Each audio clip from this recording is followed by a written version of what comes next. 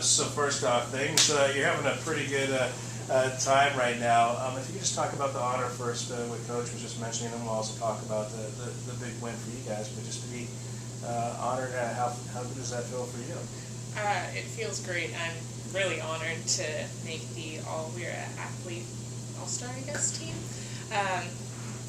I didn't expect that to happen, and I've been working all year to try and get my times down to be eligible even for the All-American spot, and I'm just really happy with how things are going. Yeah, that's huge. Now the big win last week, especially to do it over Western Washington, that's a pretty good program. Thoughts after a win like that? I was amazed with how we did. We definitely went into our covered bridge regatta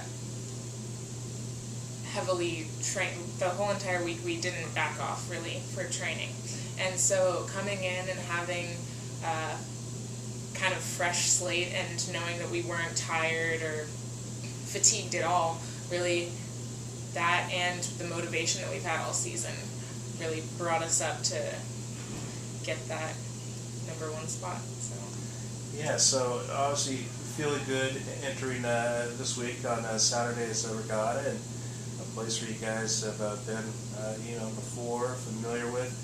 And, what Coach was saying, hey, hopes you guys will do more better from the last time out. But what are your thoughts going into Saturday's event? Well, I'm just really excited to kind of hit it hard with the workouts this weekend. I do have full confidence that our team will do well and just perform to what we're expected to, and we're really gearing up for Dadvales and seeing how we're going to compete with Nova and Barry and all of those from the east and the south, because it's really unusual kind of to get over there and see how your team does against them face to face. Talk about the course in Oregon. The wind's always a factor. It's not just maybe it's rare to have that perfect day and everything's smooth. But talk about that course and just how weather plays a role. Well, I just can't get it out of my mind.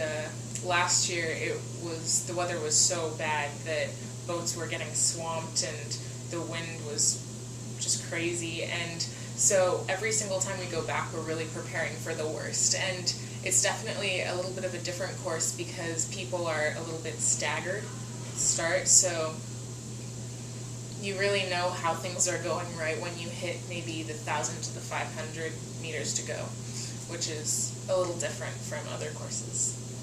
If we could move ahead a week, and how great is it to be going to the East Coast, not only for the road trip, and but facing teams that and national champion teams that have a good reputation of rowing, but see how you guys compare against those teams, and how big is that for the program?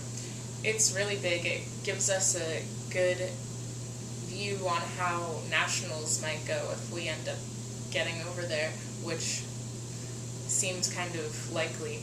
And then from there we can kind of gauge how much we have to train, even though it will definitely be quite a bit. But it's just kind of an indicator.